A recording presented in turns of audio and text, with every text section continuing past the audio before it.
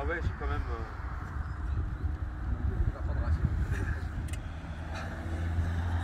Ça peu de choses près. Hein. Hier soir, je suis rentré et on avait une longue soirée.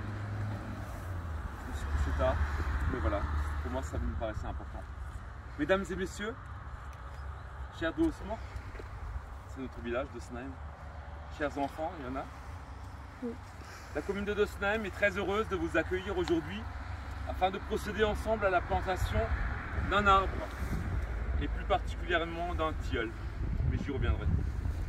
Alors je tiens d'ores et déjà à vous rassurer, Stéphane, hein, tu poses la question, mais je ne vais pas être très long et je ne suis en aucun cas l'acteur principal de cette cérémonie.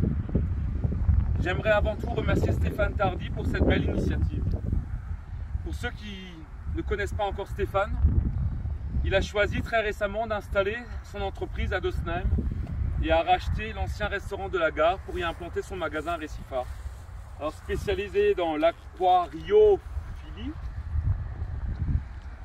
j'ai dû regarder ce que c'était pour la blague, mais tu m'avais bien expliqué.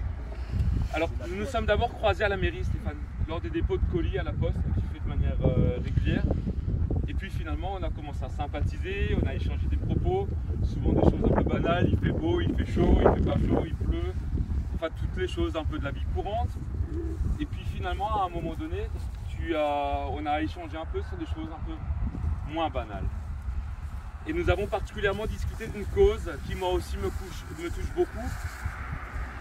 Eh bien tu m'as appris que tu étais bénévole dans une association qui avait pour but de promouvoir l'égalité pour tous en matière de parentalité, la défense des droits des enfants à être aimés et éduqués par leurs deux parents, en particulier après une séparation ou un divorce. Et puis aussi pour promouvoir la préservation du rôle essentiel de chacun des parents dans la famille. Alors, sans jeu de mots, lorsque l'idée a germé dans ta tête de planter symboliquement un arbre, mes collègues adjoints qui sont présents et moi-même avons très vite été convaincus de soutenir cette action au profit de l'association Racines d'enfants. Mais avant de laisser la parole, Stéphane, je voudrais vous faire part d'une toute petite anecdote. C'est un peu ce petit clin d'œil que seule la vie nous réserve parfois. Alors, lorsque nous avons cherché l'emplacement idéal, nous nous sommes dit ici, dans la montée du tilleul, un arbre pourrait grandir joliment à l'entrée de notre beau village. Le plus beau dans mon cœur. Et finalement, quoi de plus logique que de planter un tilleul. Un tilleul. Un tilleul en face d'un autre tilleul. Alors vous me direz, on aurait pu planter un chêne, on aurait pu planter un érable ou un cerisier. Mais on a choisi un tilleul. Il s'agit peut-être d'une coïncidence, mais le hasard a voulu que cet arbre est aussi appelé, je ne le savais pas, mais j'avais un vague souvenir, je ne sais pas si tu le sais, on appelle ça un arbre d'amour. En effet, la feuille du tilleul, par sa forme, est associée au cœur et à toutes ces symboliques, expliquant ainsi l'association entre l'amour, la fidélité et la justice. Voilà pour la petite histoire que je trouve, pour ma part, quand je l'ai écrit hier soir, assez émouvante, car à lui seul, cet arbre représente en quelque sorte l'action que l'association Racines d'enfants défend. Et puis, ne l'oublions pas, nous réalisons ensemble un geste qui perdurera. Planter un arbre, c'est quelque chose d'important, de primordial. On en fait quelques-uns dans notre commune, mais c'est toujours tellement important. En effet, cet arbre, Stéphane, continuera à grandir avec le temps. Et pour ma part, il sera le symbole de cet amour d'un parent envers son enfant qui continuera également de grandir tout au long de la vie. Voilà, merci pour votre attention, merci à tous pour votre attention et je pense que tu vas vouloir dire un petit mot aussi. Voilà. Plus rapidement, mais je suis moins rompu à cette ouverture. Non, je ne suis pas rompu non plus, mais voilà, ça me paraissait important. De nous permettre à nous, Racines d'enfants, de pouvoir symboliser, en fait, face à cet arbre, la coparentalité et les droits de l'enfant. Et c'est des causes qui me touchent et qui nous touchent en particulier et qui je trouve essentielles dans une famille. Et la famille, c'est la base de la civilisation et de la vie en général et qu'on a tous. Et par ce symbole, on se rappellera à chaque fois qu'on passera ici et sur les cartes qu'un enfant a besoin de ses deux parents.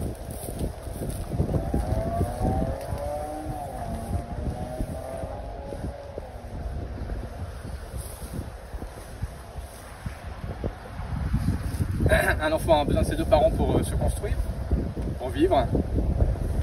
Et c'est pas moi qui le dis, c'est pas l'association qui le dit. Ce sont les études internationales, mondiales, les méta-études, dont la plus récente date de janvier 2021, et qui est unanime, avec des chiffres qui sont sans détour concernant le besoin de l'enfant d'être en présence de son père, de sa mère, de manière équitable. C'est très important pour sa construction dans la vie. On a même eu des chiffres qui étaient supérieurs en termes de réussite et de construction qu'un couple traditionnel sur des gardes alternées. Je crois que même sans aller jusque-là, on peut au moins admettre que le simple fait de voir ses deux parents de manière équitable est une base et immuable. C'est-à-dire qu'on n'a pas le droit.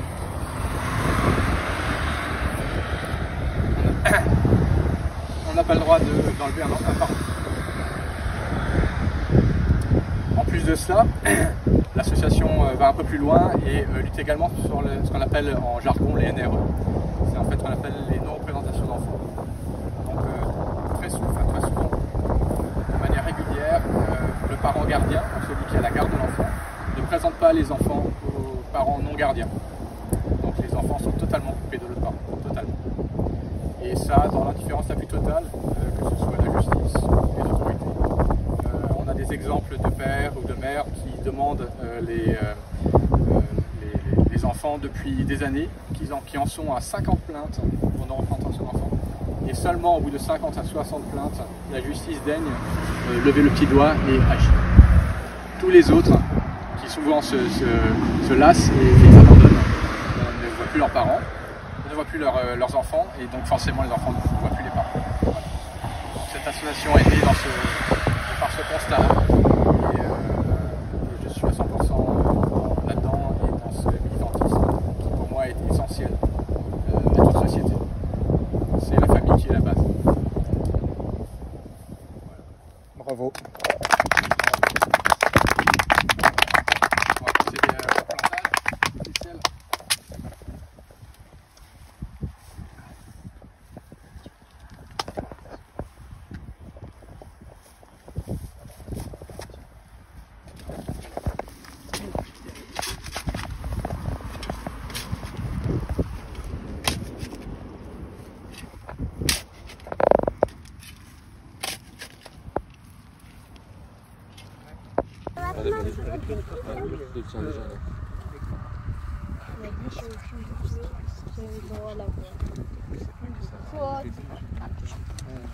D'accord, je te le donnerai quand on va rentrer.